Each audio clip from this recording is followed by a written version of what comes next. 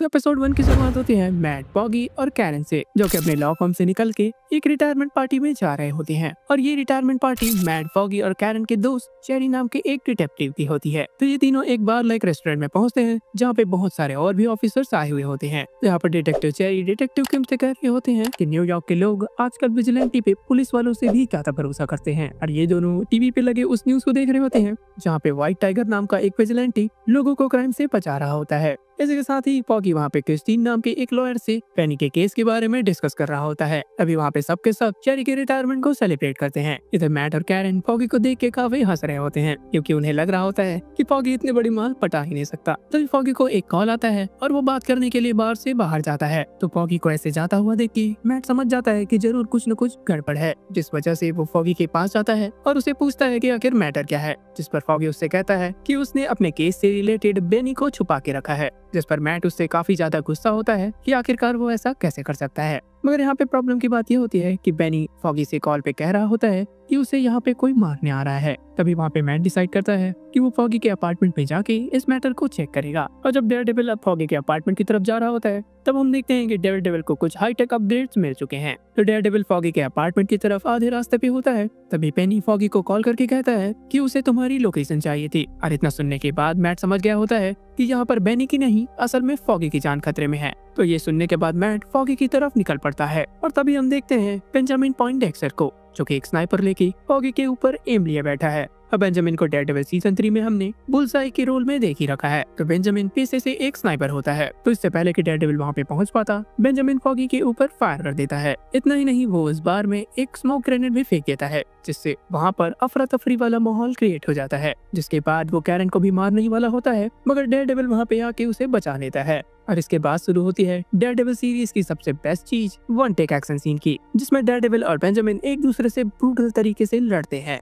जिसमें बेंजामिन एक के बाद एक डेयरडेविल पे चाकू से वार करते जाता है। और इतना ही नहीं, वो डेयरडेविल से लड़ते लड़ते वहाँ पे मौजूद 11 लोगों की भी जान ले लेता है। तो डेयरडेविल यहाँ पे बेंजामिन से लड़ तो रहा था, मगर इसके साथ ही वो फॉगी के हार्ट रेट पे भी नजर बनाए रखा था, जो कि धीरे धीरे कम होती जा रही थी। जिसके बाद डेयरडेविल छत में पहुंचकर बेंजामिन की हालत पतली कर रहा होता है कि इतने में उसे पता चलता है कि फॉगी की दिल की धड़कन अब रुक चुकी है, मतलब foggy is no more with us. तो डेयरडेविल इस वक्त तक काफी टूट चुका होता है। तब वो बेंजामिन से पूछता है कि आखिर उसने ऐसा क्यों किया, मगर बेंजामिन उसके सामने हंसने लगता है, जिस वजह से डेयरडेविल गुस्से में आकर उसे छत से गिरा देता है और ऐसे फेंक देता है। कैरन फॉगी के पास बैठे ये विश्वास नहीं कर पा रही थी कि एक ही झटके में उसके दोस्त फॉगी की जान चली गई। और ऊपर डेयरडेविल भी काफी ज्यादा शॉक में होता है, जिस वजह से वो अपना हेलमेट नीचे गिरा देता है। तभी वहाँ पे चेरी पहुंच जाता है। अब उसे भी पता चल जाता है कि मैथ्यू मर्डॉक ही डेयरडेविल है। तभी हमें दिखाया जाता है कि छत से गिरा हुआ बेंजामिन अभी भी जिंदा है। आखिरकार ये साला मरता क्यों नहीं है। और इस दिन से डेयरडेविल डिसाइड करता है कि वो अब डेयरडेविल कभी नहीं बनेगा। जिसके बाद 1 साल का टाइम जब हमें देखने को मिलता है, जिसमें मैट अभी भी फॉगी के मौत से उबरने की कोशिश कर रहा होता है। और इधर विल्सन फिस्क भी अपने फेस पे लगे गोली से पूरी तरीके से ठीक हो गया होता है। तो इसके बाद दिखाया जाता है कि 2 गैंग के बीच एक मीटिंग चल रही होती है, और इस मीटिंग को लीड कर रही होती है मिसेस वनेसा। तो वनेसा यहाँ पे किंगपिन के एब्सेंस में गैंग्स के बीच बॉस का काम कर रही होती है। तभी वहाँ पे विल्सन फिस्क की एंट्री होती है, जिसे देख के सब लोग वहाँ पे शॉक्ड हो जाते हैं। और जिसके बाद वो सारे लोग वहाँ से उठ के चले जाते हैं। और तभी हमें पता चलता है कि विल्सन फिस्क वहाँ पे बहुत दिनों बाद आ रहा होता है। तभी विल्सन फिस्क कहता है कि वो बहुत ज्यादा टूट चुका था, जिस वजह से उसे ठीक होने में काफी समय लग गया, क्योंकि अब वो लौट आया है और वो अब इस शहर के लिए भी कुछ करना चाहता है। और यहाँ पर हमें दिखाया तो नहीं जाता, मगर वनेसा किंगपिन से काफी ज्यादा नाराज होती है। तभी वहाँ पे विल्सन फिस्क कहता है कि उसे मेयर बनने के लिए अभी तक 25,000 साइंस मिल चुके हैं, जिस वजह से वो डिसाइड करता है कि वो अब मेयर के इलेक्शंस में खड़ा होगा। इधर बेन यूरिक के भतीजी एक इंडिपेंडेंट रिपोर्टर की तरह शहर के लोगों से शहर में बढ़ रहे क्राइम्स के बारे में पूछ रही होती है, जिसमें लोग कहते हैं कि डेयरडेविल के जाने के बाद अब शहर में क्राइम पूरी तरीके से बढ़ चुका है,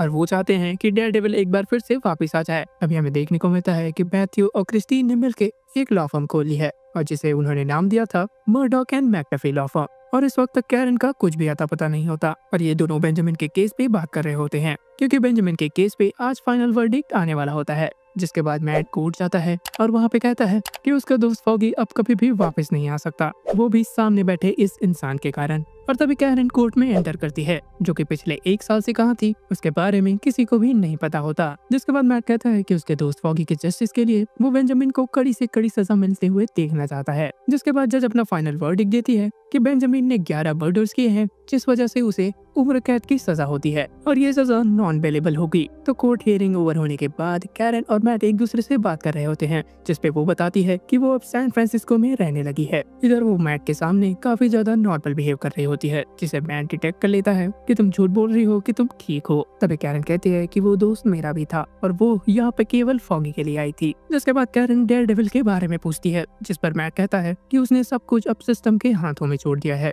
और उसने ये ठान लिया है कि वो अब कभी भी डेयरडेविल नहीं बनेगा। इसके बाद कैरन फॉगी की एक छोटी सी चीज मैट को वापस करती है, जिसके बाद मैट के मना करने के बावजूद कैरन वहाँ से चली जाती है। तो मैट जब थक हार के अपने घर वापस आता है, तब टीवी पे चल रही एक न्यूज उसका होश उड़ा देती है। वो देखता है कि विल्सन फिस्क टीवी पे कह रहा है कि वो न्यूयॉर्क के मेयर के लिए इलेक्शन लड़ेगा। जिसके बाद हमें दिखाया जाता है कि फिस्क की पीआर टीम फिस्क को इलेक्शन के लिए रेडी कर रही होती है और उसे बता रही होती है कि आखिरकार मीडिया में क्या बोलना है। तभी वहाँ पे मौजूद डैनियल नाम का एक बंदा विल्सन फिस्क से कहता है कि आप जैसे ही हो वैसे ही सबके सामने बने रहो, सब लोग आपको पसंद कर रहे हैं और सब लोग आपको ही वोट देंगे। जिस पर विल्सन फिस्क उससे खुश हो जाता है और उसका नाम पूछता है। तब डैनियल कहता है कि आपने काफी ज्यादा तरक्की की है और मुझे गारंटी है कि आप न्यूयॉर्क को भी इसी रास्ते पे ले जाएंगे। तो उसकी टीम फिस्क को बताती है कि इसने 2000 लोगों को साइन करने के लिए मनाया है। तभी क्रिस्टीन मैट से कहती है कि तुम्हें आज ग्लेन नाम के अपने क्लाइंट से मिलना है। तब मैट उससे मिलने के लिए सीधा एक कॉफी शॉप की तरफ जा रहा होता है। तभी वो रास्ते में लोगों की बातें ध्यान से सुन रहा होता है, जिसमें लोगों के मिक्स्ड रिएक्शन होते हैं विल्सन फिस्क के इलेक्शन के लड़ने को लेकर। फाइनली मैट ग्लेन से मिलता है और उससे बात करता है कि आखिर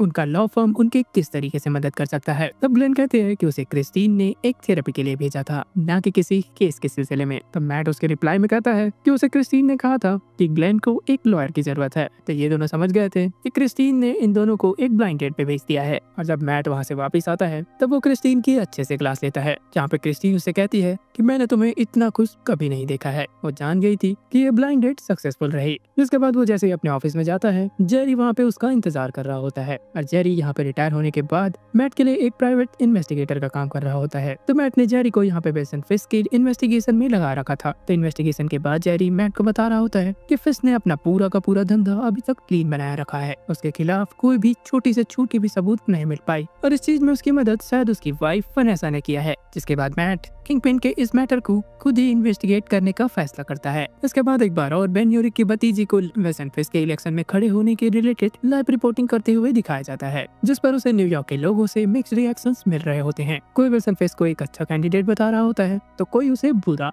इसके बाद हम देखते हैं मैथ्यू मर्डॉक को, जो कि विल्सन फिस्क की डिबेट सुन रहा होता है, जहाँ पे विल्सन फिस्क बेंजामिन का एग्जांपल लेते हुए कह रहा होता है कि इस शहर को विजिलेंटीज ने पूरी तरीके से बदनाम कर रखा है और जब वो मेयर बन जाएगा तब वो विजिलेंटी नाम के इस बीमारी को न्यूयॉर्क से उखाड़ फेंकेगा। और विल्सन फिस्क का ये स्टेटमेंट लोगों को बहुत ही ज्यादा पसंद आ रहा होता है। जिसके बाद जब विल्सन अपने ऑफिस से निकल रहा होता है, तभी उसकी नजर पड़ती है मैट मर्डॉक पे और यहाँ पे विल्सन फिस्क का चेहरा देखने लायक होता है। जिसके बाद मैट उसे एक मीटिंग के लिए पूछता है, जिस पर वो भी राजी हो जाता है और ये दोनों एक डाइनर पे जाते हैं। यहाँ पर मैट विल्सन से कहता है कि तुम काफी बदल चुके हो। रिप्लाई में विल्सन फिस्क की आवाज में थोड़ी डर दिखती है। वो कहता है कि मुझे तुमसे नहीं लड़ना। रिप्लाई में मैट भी कहता है कि उसे भी तुमसे लड़ाई नहीं करनी। और यहाँ पर विल्सन फिस्क को पता होता है कि उसके ऊपर जासूसी हो रही है। तभी विल्सन फिस्क सामने से कहता है कि उसने फॉगी को नहीं मरवाया, जिस पर मैट का क्वेश्चन होता है कि आखिरकार किंगपिन वापस क्यों आया। तब विल्सन फिस्क कहता है कि वो पहले वाला विल्सन फिस्क नहीं रहा, अब वो कुछ अच्छा काम करके इस शहर के लोगों की भलाई करना चाहता है।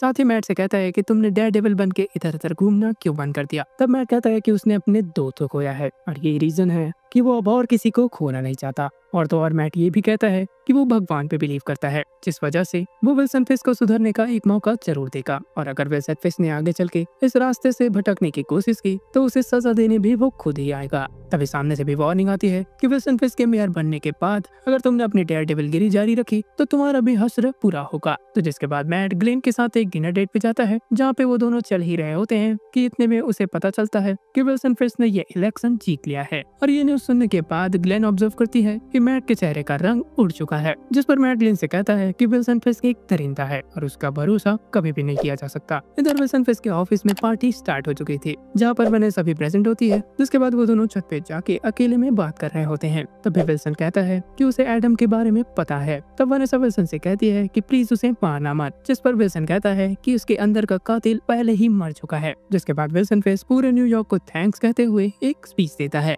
और ये स्पीच सुनने के बाद विल्सन फिस्क के सपोर्टर काफी खुश होते हैं, मगर मैट ये सब देख के काफी अपसेट होता है। जिस पर ग्लेन मैट से कहती है कि तुम्हें हर वक्त फिस्क के बारे में सोचना नहीं चाहिए। और यहाँ पर डेयरडेविल बॉर्न अगेन का एपिसोड 1 एंड हो जाता है। मजा आया। हाँ, ये एपिसोड कमाल का था। तो यार आपको कैसा लगा ये एपिसोड हमें कमेंट सेक्शन में बताना ना भूले। और अगर आपको वीडियो पसंद आया तो हमारे चैनल के सुपर हीरो स्टेशन को सब्सक्राइब करें और इस वीडियो को लाइक करें। मैं जल्दी इस सीरीज के एपिसोड 2 का भी वीडियो लाने वाला हूँ, जिसे आप मिस नहीं करना चाहते तो इस चैनल को सब्सक्राइब करने के साथ ही वो बेल आइकन भी दबाना ना भूलना, जिससे वो वीडियो सबसे पहले आपके पास तक पहुँचे। जिसके बाद एपिसोड 2 की शुरुआत होती है विल्सन फिस्क के ऑफिस से, जहाँ पे Wilson Fisk as a mayor अपनी पहली स्पीच देने की तैयारी कर रहा होता है। तो स्पीच में वो न्यूयॉर्क के लोगों को उसे इलेक्ट करने के लिए थैंक यू बोलता है। इसके साथ ही वो कहता है कि न्यूयॉर्क ने बहुत सारी चीजें झेली है। न्यूयॉर्क के लोग किसी भी मुसीबत से अपने आप खुद ही बाहर आ सकते हैं। हमें सीने पे खोपड़ी चिपका के घूमते हुए किसी बंदूकबाज की जरूरत नहीं है, और न ही किसी मकड़ी जैसे कॉस्ट्यूम पहने किसी जोकर की, और न ही शैतानी सीन लगाए किसी मसीहा की। और ये सब चीजें मैथ्यू मर्डॉक भी अपने घर में बैठा सुन रहा होता है। तो इसके बाद कहानी फोकस करती है हेक्टर अयाला नाम के एक शख्स पे, जो कि ट्रेन स्टेशन से गुजर रहा होता है। तभी वो देखता है कि कोई 2 लोग एक आदमी को पीट रहे होते हैं। तब वो उस आदमी की मदद करने की सोचता है, जिस वजह से वो दोनों अटैकर हेक्टर पे अटैक कर देते हैं। तभी इन तीनों के बीच हाथापाई वाला सीन क्रिएट हो जाता है। तभी उन दोनों अटैकर्स में से एक अटैकर अपना बैलेंस खो के ट्रेन के नीचे आ जाता है, और तब जाके हमें पता चलता है कि ये दोनों अंडरकवर पुलिस ऑफिसर्स थे। और उस पुलिस वाले के मरने के बाद हेक्टर अयाला को सीधे जेल में डाल दिया जाता है। और इधर विल्सन फिस्क अपने आने वाले मीटिंग्स को लेकर अपनी सेक्रेटरी से डिस्कस कर रहा होता है। तो यहाँ पर विल्सन फिस्क मेयर तो बन चुका था, मगर मेयर की जिम्मेदारी निभाना नहीं चाहता था। वो नहीं चाहता था कि वो मेयर बनते ही इतने सारे मीटिंग्स में बिजी होकर न्यूयॉर्क से अपना ध्यान हटा ले। तो विल्सन फिस्क की सेक्रेटरी उसे समझाती है कि स्टेक होल्डर्स का भरोसा जीतने के लिए ये शुरुआती मीटिंग्स और इंटरैक्शंस जरूरी हैं। वो आगे ये भी कहती है कि जिन लोगों के साथ विल्सन फिस्क की मीटिंग होने वाली है, उनमें से ज्यादातर लोग विल्सन फिस्क से नफरत करते हैं। जिसके बाद मैथ्यू मर्डॉक को दिखाया जाता है, जो कि पुलिस स्टेशन किसी केस के सिलसिले में आया हुआ होता है। तभी उसे अचानक से 2 पुलिस वालों की आवाज आती है, जो कि हेक्टर अयाला को पीट रहे होते हैं अपना जुर्म कबूल करने के लिए। तो जिसके बाद मैट हेक्टर अयाला से मिलता है। यहीं पे हेक्टर मैट से कहता है कि उस पुलिस वाले की जान खुद की गलती की वजह से गई थी। वो ट्रेन आने से पहले ही अनबैलेंस हो गया था, जिसके कारण वो ट्रेन से टकरा गया। उसकी मौत एक एक्सीडेंट की वजह से गई थी, न कि हेक्टर की वजह से। जिसके बाद मैट ने डिसाइड कर लिया था कि वो हेक्टर का केस जरूर लड़ेगा। तभी हेक्टर कहता है कि वो मैट की फीस नहीं दे पाएगा। इसके बावजूद मैट इस केस को लड़ने के लिए तैयार हो जाता है। इधर विल्सन फिस्क अपनी मीटिंग के लिए जा रहा होता है। इसी बीच रास्ते में बहुत ही ज्यादा ट्रैफिक होता है। तो विल्सन फिस्क खुद गाड़ी से निकल के देखता है कि वहाँ पे एक बहुत बड़ा गड्ढा है, और कंस्ट्रक्शन वर्कर्स उस गड्ढे को भरने के लिए ऑर्डर का इंतजार कर रहे होते हैं। जिस पर विल्सन फिस्क उन्हें ऑर्डर देता है और उन्हें फौरन उस गड्ढे को भरने के लिए कहता है, जिससे विल्सन फिस्क की फ्री में पीआर हो जाती है और लोगों के सामने उसकी थोड़ी बहुत इज्जत और बढ़ जाती है। इधर लॉ फर्म में क्रिस्टेन और जेरी मैट के इस केस को लेके नाखुश होते हैं, क्योंकि उन्हें लग रहा था कि न्यूयॉर्क पुलिस डिपार्टमेंट के अगेंस्ट ये केस लड़ना मतलब न्यूयॉर्क पुलिस डिपार्टमेंट का दुश्मन बनना होगा। तब मैट उन दोनों को समझाता है और बताता है कि हेक्टर को उसे पूरा भरोसा है। जिसके बाद मैट जेरी को हेक्टर की वाइफ से मिलने भेजता है, और साथ ही उसे कहता है कि उसे उस दिन हेक्टर के बचाए हुए उस विटनेस को भी ढूंढ निकालना है। और यहाँ पर मैट हेक्टर के बारे में सब कुछ पता लगाना चाहता है, क्योंकि कुछ बात ऐसी है जो कि हेक्टर ने मैट को अभी तक नहीं बताई थी। तो इसके बाद हेक्टर के केस की पहली सुनवाई कोर्ट में हो रही होती है, जिस पर वहाँ मौजूद जज अपोजिशन की बात सुन के हेक्टर अयाला को बेल ग्रांट न करने का फैसला करती है, और ये सुनवाई 2 मिनट में ही खत्म हो जाती है। जिसके बाद हेक्टर अयाला का भरोसा मैट से थोड़ा बहुत टगमगाने लगता है। तो इधर डैनियल अपनी पहुंच का फायदा उठा के बेन यूरिक की भतीजी को विल्सन फिस्क का इंटरव्यू लेने के लिए ले जा रहा होता है। और इसके बाद जब वो विल्सन फिस्क के सामने जाती है, तब विल्सन फिस्क उसे थैंक यू कहता है, क्योंकि उसने जाने अनजाने में ही सही विल्सन फिस्क के कैंपेन को काफी अच्छे तरीके से प्रमोट किया था। और यहाँ पर विल्सन फिस्क को पता चलता है कि सामने बैठी लड़की बेन यूरिक की भतीजी है। वो आगे ये भी बताती है कि न्यूयॉर्क पुलिस डिपार्टमेंट में उसके खबरी से उसे पता चला है कि पुलिस कमिश्नर गैलो अपने पोस्ट से रिजाइन करने वाले हैं, और अगर ऐसा हुआ तो पूरे पुलिस डिपार्टमेंट का भरोसा फिस्क से उठ जाएगा, और अगर पुलिस डिपार्टमेंट का भरोसा उठा तो इसका मतलब पूरे न्यूयॉर्क सिटी का भरोसा गया। इधर हम ग्लेन को देखते हैं जो कि अपनी बुक को लॉन्च कर रही होती है, जिसके बाद वहाँ पे मौजूद लोग ग्लेन का ऑटोग्राफ लेने के लिए एक एक करके लाइन लगाते हैं। तभी ग्लेन के पास एक ऐसा आदमी आता है जो कि ग्लेन से सीधे तौर पे कहता है कि क्या आप और भी क्लाइंट्स ले रहे हैं, जिस पर ग्लेन कहती है कि वो फिलहाल तो नहीं ले रही, लेकिन वो उस आदमी के लिए अपना शेड्यूल ऊपर नीचे कर सकती है। और वो आदमी देखने में काफी ज्यादा टेंस और घबराया हुआ लग रहा था, और मैं सरप्राइज नहीं होऊंगा अगर यही आगे चल के इस शो का मेन विलन म्यूज निकले। तो इसके बाद विल्सन फिस्क ऑफिसर सैनहैन की फ्यूनरल में पहुंचते हैं, जहाँ पे उसकी मुलाकात कमिश्नर गैलो से होती है। यहाँ पर कमिश्नर गैलो सीधे तौर पे विल्सन फिस्क को चैलेंज देते हैं कि वो न्यूयॉर्क के मेयर के पोस्ट पे 1 महीने भी नहीं टिकने वाला।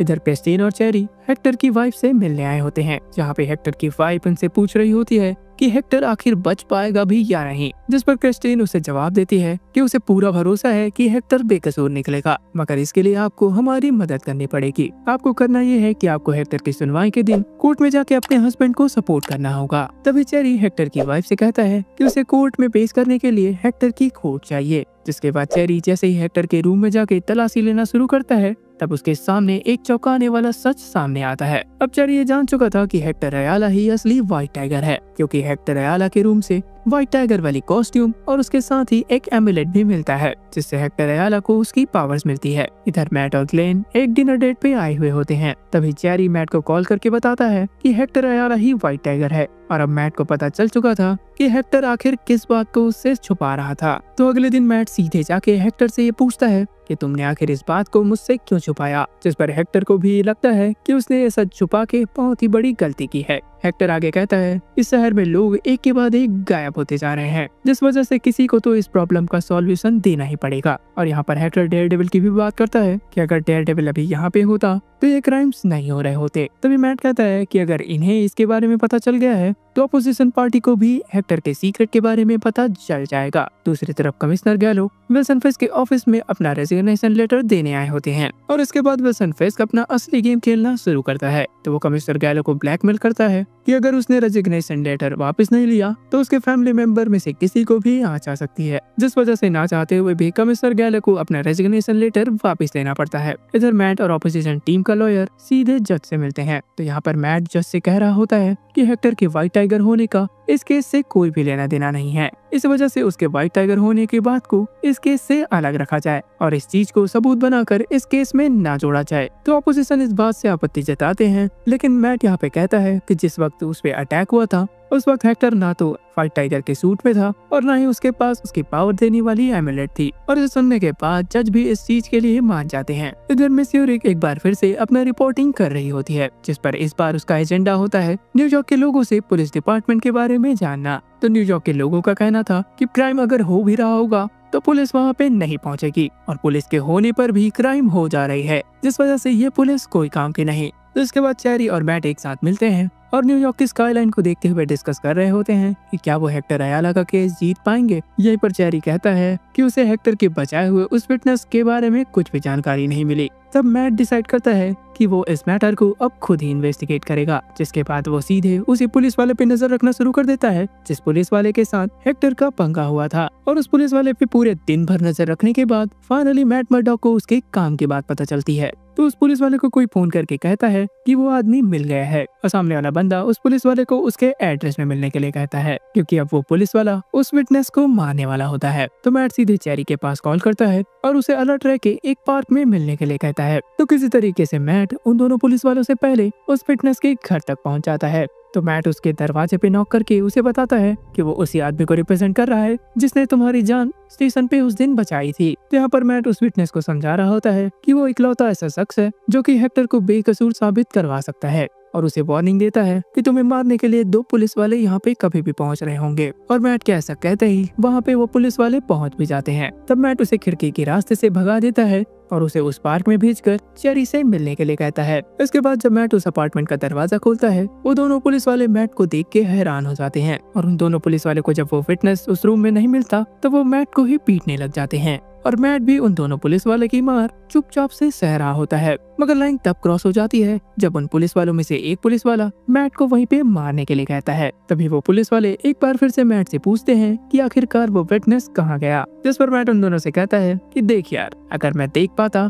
तो जरूर बताता। और जिसके बाद वो दोनों पुलिस वाले लाइन क्रॉस कर देते हैं और जब वो पुलिस वाला मैट के सर पे गन रखा हुआ होता है तब मैट अपने सेल्फ डिफेंस पे उन पे अटैक कर देता है। और यहाँ ये सीरीज नेटफ्लिक्स वाले डेयरडेविल सीरीज की ब्रूटैलिटी को क्रॉस कर देता है। तो इस ब्रूटल फाइट के दौरान Matthew Murdock full on rage mode में उन दोनों पे अटैक कर रहा होता है, जिसमें उन दोनों पुलिस वालों में से किसी का हाथ टूट रहा होता है तो किसी का पैर टूट रहा होता है, किसी के गाल फट रहे होते हैं तो किसी की गाल फट रही होती है। और इस फाइट को देख के ऐसा लगा कि इस सीरीज ने ब्रूटैलिटी के लेवल को काफी सीरियसली लिया है। और इधर हमें देखने को मिलता है कि विल्सन फिस्क और वनेसा ग्रीन के पास एक थेरेपी के लिए आए हुए होते हैं। तो यहाँ पे विल्सन और वनेसा अपने रिलेशनशिप को पहले जैसा करने के लिए ये थेरेपी अटेंड कर रहे होते हैं। तो फिर विल्सन फिस्क कहता है कि जब उसके करीबी से उसे गोली लगी थी तब वो वनेसा को इस बात की जानकारी नहीं दे पाया था और यही रीजन था कि वनेसा से इतने दिन उसे दूर रहना पड़ा था। और जिनको समझ नहीं आ रहा कि आखिर बात किस चीज की हो रही है तो उनके लिए बता दूं कि एको सीरीज के लास्ट में हमने देखा था कि माया लोपेज ने अपने ही अंकल के मुंह पे एक गोली मार दी थी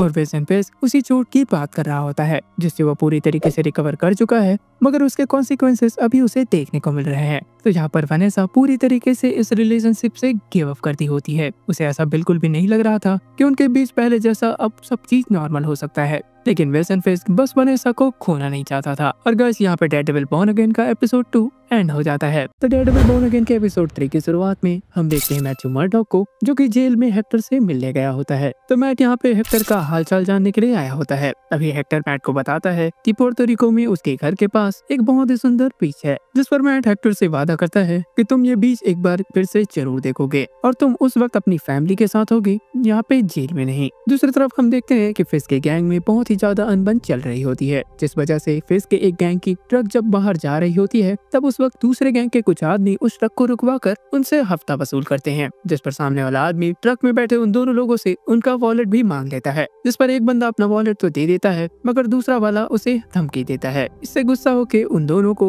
वहीं पे मार दिया जाता है। इधर विल्सन और वनेसा नाश्ते पे एक दूसरे से बात कर रहे होते हैं कि कुछ पेंटिंग्स नीलाम होने वाली है और यहाँ पे वनेसा चाहती है कि उन पेंटिंग्स को खरीद के $200 मिलियन ब्लैक से व्हाइट कर लेना चाहिए, जिस पर विल्सन फिस्क कहता है कि कुछ पाने के लिए कुछ खोना पड़ता है और ये बात वनेसा को बिल्कुल पसंद नहीं आती। तभी सीला रेड होप पोर्ट पे हुए उस ट्रक वाले इंसिडेंट्स के बारे में फिस्क को बताती है और वो अपना कंसर्न रेज करती है कि इस तरीके से तो पोर्ट किसी का भी भरोसा नहीं जीत पाएगा, जिस पर विल्सन चीफ गैलो को फोन करके उसकी ड्यूटी याद दिलाने की बात करता है। यहाँ पे वनेसा कहती है कि गैंग बेकाबू हो चुकी है क्योंकि उन पर किसी का हाथ नजर नहीं आ रहा, न ही विल्सन का और न ही वनेसा का, जिस पर विल्सन कहता है कि वो चूहे हैं, इन्हें एक दूसरे से लड़के ही खत्म हो जाने दो। जिस पर विल्सन आगे कहता है कि इस लड़ाई झगड़े और खून खराबे से उसका अब कोई वास्ता नहीं है, मगर उसके हाथ पे हम चोट के निशान अच्छे से देख सकते हैं और ये निशान तभी आ सकते हैं जब इसने किसी को पूरी तरीके से पीटा हो। दूसरी ओर मैट जब कोर्ट के वॉशरूम में होता है तब ऑफिसर पॉल भी वहाँ पे आते हैं, जो कि मैट को चैलेंज देने वाले टोन में कहते हैं कि कोर्ट को अगर जब पता चलेगा कि तुमने ऑफिसर्स के इन्वेस्टिगेशन में दखल दी है तब वो तुम्हें इस केस से निकाल फेंकेंगे। जिस पर मैट भी उसे तगड़ा जवाब देता है कि वो कोई इन्वेस्टिगेशन नहीं था, तुम असल में उस गवाह को डराना चाहते थे और अगर वो बात नहीं मानता तो तुम शायद मार भी देते। इधर हम चेरी को देखते हैं जो कि निकी का हाल चाल जानने के लिए गया होता है।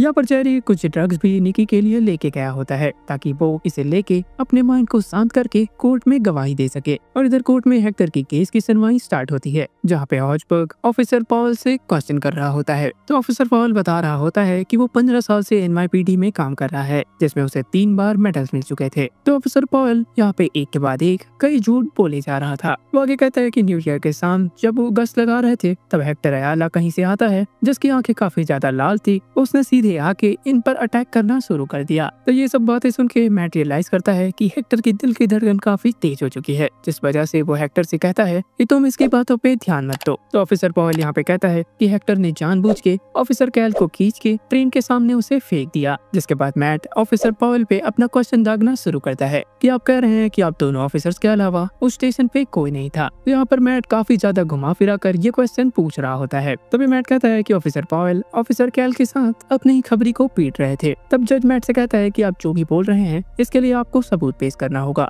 जिसके बाद मैट सीधे ऑफिसर से पूछता है कि क्या आप निकी टोरेस नाम के किसी बंदे को जानते हैं। ऑफिसर इस बात को सीधे नकार देता है। तब मैट कहता है कि निकी टोरेस NYPD के लिए एक खबरी के तौर पे काम करता है और स्पेशली ऑफिसर पॉवेल और ऑफिसर कैल के लिए। तो क्या आपने और ऑफिसर कैल ने ही न्यू ईयर के दिन निकी टोरेस को उस स्टेशन पे मिलने के लिए बुलाया था। जिस पर ऑफिसर पॉवेल एक बार फिर से झूठ बोलता है। वो कहता है कि वो किसी भी निकी टोरेस नाम के बंदे को नहीं जानता। तो इसके बाद मैट अपना क्वेश्चन आंसर जैसे ही खत्म करके अपनी जगह पे बैठता है, वो नोटिस करता है कि ऑफिसर्स के बीच में से कोई ऑफिसर चुपके से कह रहा होता है कि निकी टोरेस को किसी भी तरीके से कोर्ट पहुंचने ना दिया जाए और उस ऑफिसर के गर्दन पे हम उस स्कल वाला टैटू एक बार फिर से देख सकते हैं। इधर डिटेक्टिव फॉरेस्ट चेरी से कह रहा होता है कि इसे ले जाने में कोई खतरा तो नहीं, जिस पर चेरी कहता है कि हमारे सामने कोई भी खतरा नहीं। जिसके बाद वो तीनों गाड़ी में बैठकर कोर्ट में पेश होने के लिए निकल जाते हैं। इधर कोर्ट में सेकंड सेशन की हियरिंग स्टार्ट होने वाली होती है। इससे बीच क्रिस्टीन काफी ज्यादा टेंशन में होती है कि वो गवाह आखिर टाइम पे आ भी पाएगा या नहीं। वहीं दूसरी तरफ मैट काफी ज्यादा चिल दिखाई दे रहा होता है।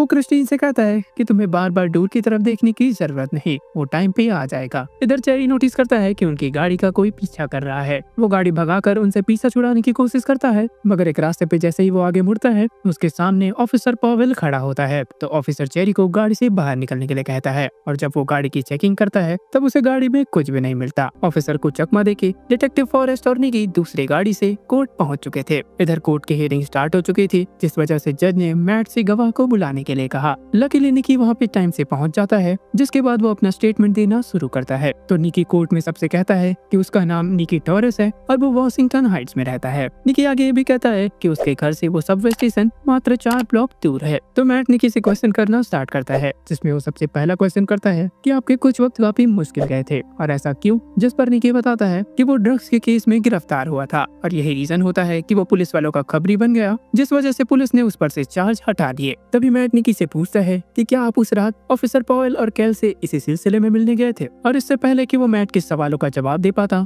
वो अपने सामने बैठे बहुत सारे पुलिस वालों को देख के काफी ज्यादा घबरा कर अपने बयान से पलट जाता है। वो कहता है कि वो उस रात अपने घर में था। ये सब सुन के मैट का दिमाग खराब हो जाता है और वो निकी को थोड़ा सा समझाने की कोशिश करता है, जिस पर जज उसे चुपचाप बैठने के लिए कहता है। इसके बाद कोर्ट की हियरिंग डिसमिस कर दी जाती है और इधर हमें दिखाया जाता है कि विल्सन फिस्क ने अपने एक आदमी को उस गैंग से मिलने के लिए भेजा है, जिसने उस दिन बोर्ड पर वो ट्रक लूटा था। इधर वो गैंग मेंबर्स उस आदमी से कहते हैं कि विल्सन फिस्क इस मीटिंग के लिए 30 मिनट लेट है। सामने से रिप्लाई आता है कि विल्सन फिस्क ऐसे छोटे मोटे मीटिंग्स के लिए नहीं आने वाले। इसके साथ ही वो आगे कहता है कि पोर्ट पर हो रहे ये गैंग वॉर्स, गोलीबारी और खून खराबा जल्द ही इन्हें बंद करना होगा, वरना इनका अंजाम काफी बुरा होगा। जिस पर सामने खड़ा आदमी कहता है कि वो चमचों की बात नहीं मानता, जिसे सुनने के बाद विल्सन फिस्क का आदमी उसे इग्नोर करता है और वो लूका से कहता है कि तुम्हारे कारण हुए विक्टर को नुकसान के बदले तुम्हें विक्टर को $1,80,000 देने पड़ेंगे और अगर तुम ऐसा नहीं करते तो इसका खामियाजा भुगतने के लिए तैयार रहना। जिसे सुनने के बाद लूका उन्हीं दोनों से लड़ने लग जाता है और विल्सन फिस्क का आदमी जैसे ही वहाँ से जा रहा होता है तब लूका उससे चिल्ला के कहता है कि वो मेयर के कुत्तों की बात नहीं सुनता और वो विक्टर को 1 फुट एक कौड़ भी नहीं देगा। जिस पर वो आदमी रिप्लाई करता है कि वो मेयर का आदमी नहीं बल्कि बॉस का आदमी है। बात करें अगर लॉ फर्म की, तो लॉ फर्म में बैठे क्रिस्टीन, चेरी और मैट इसी बात पर डिस्कस कर रहे होते हैं कि आखिरकार निकी ने अपना बयान क्यों बदला होगा। जिस पर चेरी कहता है कि जरूर पुलिस वालों ने उसके फैमिली को धमकी दी होगी, लेकिन क्रिस्टीन कहती है कि हो सकता है कि वो हमें शुरू से ही धोखा दे रहा हो। तब मैट कहता है कि अब सब कुछ ज्यूरी के डिसीजन पे निर्भर करता है और इसके अलावा हम इस केस के लिए और कुछ भी नहीं कर सकते। इधर वनेसा और विल्सन दोनों ग्लेन के काउंसलिंग के लिए आए हुए होते हैं, जहाँ पे वनेसा विल्सन से कह रही होती है उसी ने ही बग को लूका के पास भेजा था ताकि लूका से वो विक्टर को $1,80,000 दिलवा सके, जिससे ये मैटर यहीं क्लोज हो सके। जिस पर विल्सन कहता है कि ऐसे कदम बिल्कुल मत उठाओ जिससे मेरा भरोसा तुम पर से हमेशा के लिए उठ जाए। तो सीधे तौर पे यहाँ पे वनेसा सब कुछ तबाह होते नहीं देख सकती थी। देखते ही देखते उन दोनों के बीच एक बहस जैसी सिचुएशन क्रिएट हो जाती है कि तुम मुझे एडम के लिए सजा दे रहे हो। जिस पर विल्सन भी चिल्ला के रिप्लाई दे रहा होता है। तभी वहाँ पे ग्लेन अपनी काउंसलिंग के लिए पहुंच जाती है। इसके दूसरे दिन कोर्ट की हियरिंग वापस से स्टार्ट होती है, जहाँ पे हेक्टर मैट के सवालों का जवाब दे रहा होता है। तब वो कहता है कि न्यू ईयर के दिन उसने कुछ फूल खरीदे और वो उस फूल को अपने नए खरीदे हुए अपार्टमेंट में रखने के लिए जा रहा था, क्योंकि अगले दिन उसने अपने वाइफ को वहाँ पे ले जाने का प्लान किया था। जिसके बाद हेक्टर उस स्टेशन पे हुए सारी घटनाओं को एक एक करके बताता है और साथ ही ये भी कहता है कि ऑफिसर कैल की मौत एक एक्सीडेंट थी। तभी मैट कहता है कि आपने दूसरों को बचाने के चक्कर में पहले भी बहुत सारे खतरे उठाए हैं, जिसे सुन के हेक्टर को पहले तो कुछ समझ नहीं आता, और जब तक हेक्टर को व्हाइट टाइगर वाली बात समझ आती, इससे पहले ही मैट ने सबके सामने ये रिवील कर दिया कि हेक्टर अयाला ही असली व्हाइट टाइगर है। जिसके बाद जज ने लॉयर हॉजबर्ग और मैट को अपने चेम्बर में बुलाया, जिसके बाद जज मैट पे काफी भड़कते हैं और उनसे कहते हैं कि सब कुछ जानते हुए भी तुमने इस कोर्ट को काफी गुमराह किया है। तो इस पर मैट का कहना होता है कि वो व्हाइट टाइगर बनकर जो भी करता है वही हेक्टर के किरदार को सही साबित करता है। तो इसके बाद अब हेक्टर अयाला की लाइफ किस तरफ जाएगी ये अब ज्यूरी के डिसीजन पे डिपेंड करता है। तो इसके बाद मैट एक बार फिर से हेक्टर से मिलने जाता है, जहाँ पे हेक्टर उससे कहता है कि ये चीज रिवील करने से पहले एक बार उससे बात करनी चाहिए थी। जिस पर मैट कहता है कि मैं जानता हूँ मैं क्या कर रहा हूँ, मैं तुम्हें किसी भी तरीके से इस जेल से बाहर निकाल के रहूंगा। मैट आगे कहता है कि तुम्हारे व्हाइट टाइगर बनने के दिन खत्म हो चुके हैं और तुम जैसे यहाँ से बाहर निकलोगे तुम्हें अपना ये व्हाइट टाइगर वाला काम छोड़ना होगा। जिस पर हेक्टर कहता है कि असल में उसने नहीं चुना था कि व्हाइट टाइगर उसे बनना चाहिए, बल्कि व्हाइट टाइगर ने ही चुना है उसे लोगों की मदद करने के लिए। तब मैट कहता है कि वो उसकी बातों को समझ रहा है, लेकिन उसे कुछ ऐसा तरीका ढूंढना होगा लोगों की मदद करने के लिए जिसमें मास्क की जरूरत ना पड़े। तो इसके नेक्स्ट डे कोर्ट की फाइनल हियरिंग शुरू होती है, जहाँ पे बहुत सारे विटनेसेस जिन्हें हेक्टर ने बचाया होता है वो अपना स्टेटमेंट दे रहे होते हैं, और उनमें से बहुत सारे तो पुलिस वाले होते हैं। जिसके बाद मैट के स्टेटमेंट को काउंटर करते हुए लॉयर हॉजबर्ग भी काउंटर आर्गुमेंट रखता है। तो इसके बाद अब सब ज्यूरी के फैसले का इंतजार कर रहे होते हैं, जिसके बाद ज्यूरी हेक्टर अयाला को फर्स्ट, सेकंड और थर्ड डिग्री मर्डर के लिए नॉट गिल्टी का फैसला सुनाती है, जिससे मैट, हेक्टर और क्रिस्टी काफी ज्यादा खुश होते हैं। इधर अपने ऑफिस में बैठा विल्सन इस न्यूज को टीवी पे देख रहा होता है। तभी वो डैनियल से बीबी यूरिक को बुलाने के लिए कहता है, जिसे वो इस केस पे अपना पॉइंट ऑफ व्यू दे सके। तो इधर केस जीतने के बाद मैथ्यू मर्डॉक और ग्लेन एक दूसरे के साथ क्वालिटी टाइम स्पेंड कर रहे होते हैं। तभी मैट बताता है कि जब वो अपने लॉ के करियर के शुरुआती स्टेज में था तब उसने पॉगे के साथ मिलकर एक ड्रिंक पाई की थी, और उन्होंने डिसाइड किया था कि वो उस ड्रिंक को तब पियेंगे जब वो अपना पहला केस जीत जाएंगे। तो एक इमोशनल कन्वर्सेशन के बाद वो दोनों अपना अपना ड्रिंक लेते हैं। इधर विल्सन फिश अपना स्टेटमेंट बीबी यूरी को दे रहा होता है, जिस पर वो कहता है कि हेक्टर का ये केस कोर्ट और ज्यूरी की स्टुपिडिटी को दिखाता है, जिस वजह से वो किलर व्हाइट टाइगर अब न्यूयॉर्क की सड़कों पे और भी खुले तरीके से घूमेगा, और इस चीज का न्यूयॉर्क पुलिस डिपार्टमेंट के होनहार ऑफिसर शिकार होते रहेंगे, और ये विजिलेंटी कानून और समाज को किसी दीमक की तरह अंदर से पूरा खोखला कर देते हैं। चेहरे को नकाब के पीछे छुपाने वाला इंसान कभी भी हीरो नहीं हो सकता। विल्सन फिश आगे कहता है कि उसने एक वादा किया था, और हेक्टर अयाला की इस रिहाई ने विल्सन फिश को उसका वादा याद दिला दिया कि कानून से ऊपर कोई नहीं है। जिसके बाद हमें हेक्टर अयाला को दिखाया जाता है, जो कि एक बार फिर से व्हाइट टाइगर का गेटअप लेके न्यूयॉर्क की सड़कों पे लोगों की मदद करने के लिए निकल गया होता है, और वो कुछ लोगों की चीख सुन के उनकी मदद के लिए जा रहा होता है कि इतने में रास्ते में खड़ा एक आदमी हेक्टर अयाला को सिर पे गोली मार देता है, जिससे वहीं पे हेक्टर अयाला की मौत हो जाती है। डेयरडेविल बॉर्न अगेन देखने वाले व्यूअर्स को ऐसा लग रहा होगा कि व्हाइट टाइगर का केस यहीं पे क्लोज हो गया, मगर मैं आपको बता दूं कि कॉमिक बुक में भी हेक्टर अयाला इसी सिमिलर तरीके से मारा जाता है। तो हेक्टर के मरने के बाद व्हाइट टाइगर का टाइटल उसकी नीस लेती है, और हेक्टर के नीस को हमने कोर्ट रूम में देख ही रखा है। तो अब देखना इंटरेस्टिंग होगा कि मार्वल व्हाइट टाइगर के कैरेक्टर को आगे किस तरीके से कंटिन्यू करता है। तो बस ये था डेयरडेविल बॉर्न अगेन का एपिसोड 3। तो एपिसोड 4 की शुरुआत एक हॉस्पिटल से होती है, जहाँ हेक्टर अयाला की बिलोंगिंग्स को पैक किया जा रहा था ताकि उसे उसकी फैमिली को वापस दिया जा सके। तो इसके बाद वो डॉक्टर मैथ्यू मर्डॉक को इस मर्डर से जुड़ी कुछ डिटेल्स बता रहा होता है, जिस पर मैट उस गोली के सेल के बारे में पूछता है, मगर डॉक्टर कहता है कि उसे इस बारे में कुछ भी नहीं पता।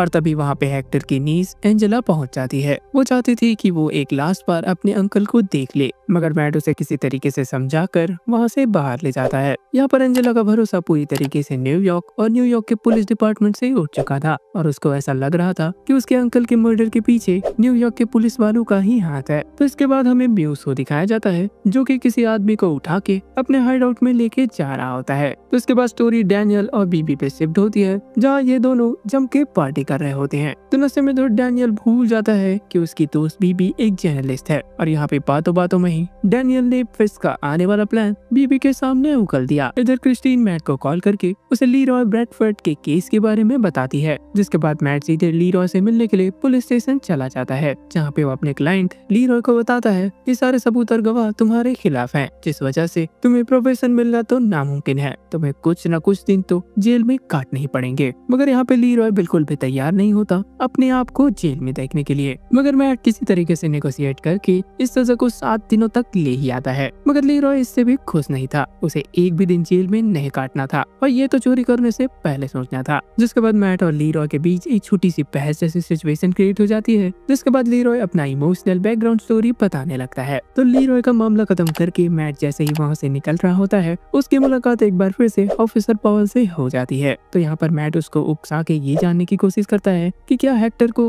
कहीं इसी ने तो नहीं मारा, जिस पर ऑफिसर कहता है कि उसने हेक्टर को नहीं मारा। और इधर मैट को भी पता चल जाता है कि ऑफिसर पावेल झूठ नहीं बोल रहा है। तो किसी तरीके से यहाँ का मामला निपटा के मैट सीधे उस जगह पे चला जाता है जहाँ पे हेक्टर को गोली मारा गया था। तो थोड़ा सा छानबीन करने के बाद वहाँ पे मैट को उस बुलेट का सेल मिल जाता है जिसके बारे में वो उस डॉक्टर से पूछ रहा था। तो उस सेल को देखने के बाद मैट रियलाइज करता है कि उस बुलेट सेल पे पनिशर का लोगो बना हुआ है। तो वो इस लोगो का पीछा करते हुए एक अबैंडन्ड बिल्डिंग में घुसता है जहाँ पे हमारे फ्रैंक कैसल भैया दुनिया से छुप कर रह रहा होता है। तो फ्रैंक कैसल किसी को अपनी बिल्डिंग में घुसता हुआ देख के एक एक्स लेके सीधे उस पे अटैक कर देता है, मगर लकीली समय रहते उसको रियलाइज हो जाता है कि ये मैट है। तो जिसके बाद मैट सीधे फ्रैंक से उस बुलेट के बारे में पूछता है, जिस पर फ्रैंक का जवाब होता है कि सिटी में आजकल उसके बहुत सारे फैंस घूम रहे हैं और उन्हीं में से कोई हो सकता है जिसने हेक्टर को मारा होगा। जिसके बाद मैट फ्रैंक से कहता है कि तुम्हें इस सिटी को सही बनाने में मेरी मदद करनी चाहिए, मगर फ्रैंक ठहरा अपना मार-धाड़ वाला इंसान, उसे इस हीरोइज्म में कोई भी इंटरेस्ट नहीं होता, क्योंकि फ्रैंक को पता था कि ना तो ये खुद दूसरों को मारेगा और ना ही मुझे मारने देगा। यहाँ पर फ्रैंक को भनक लग गया था कि मैट इस छोटे से बुलेट के लिए तो यहाँ पे नहीं आया होगा, इसके पीछे जरूर कोई बात है, या फिर मैट किसी चीज के लिए फ्रैंक से परमिशन लेने आया है जो कि वो डेयरडेविल रहते हुए नहीं कर पाया। सीधे शब्दों में कहें तो डेयरडेविल को फॉगी की मौत का बदला चाहिए था, और देखा जाए तो मैट के इस कंडीशन को फ्रैंक से अच्छा कोई भी नहीं समझ पाएगा। तो भाई इन दोनों की कन्वर्सेशन काफी हैवी थी, जिसे देख के काफी मजा आया।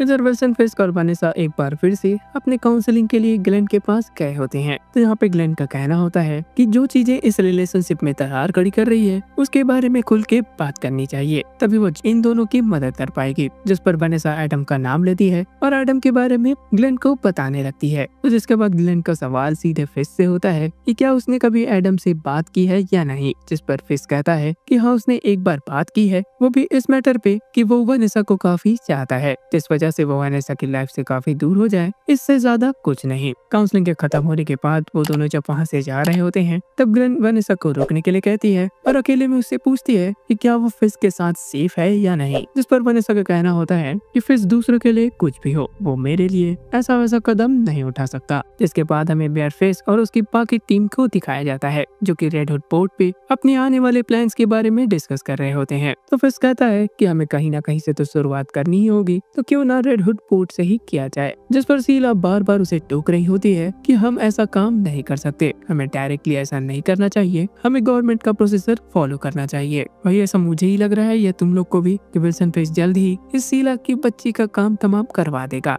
मेयर फिस्क जानता था कि अगर गवर्नमेंट की प्रोसेस को फॉलो करे तो काम को करने में सालों लग जाएंगे, जिस वजह से फिस्क चाहता है कि इस काम को वो जल्द से जल्द शुरू कर दे। तो इसके बाद मेयर अपने पूरे दिन के काम को निपटाने के लिए निकल पड़ते हैं, जिस पर वो एक स्कूल में पहुंचते हैं जहाँ पे छोटे छोटे बच्चे फिस्क को सॉन्ग सुना रहे होते हैं इस सिटी को बिल्ड करने को लेके। यहाँ पे फिस्क का चेहरा देख के ऐसा लग रहा था ये मानो जो इसमें आया।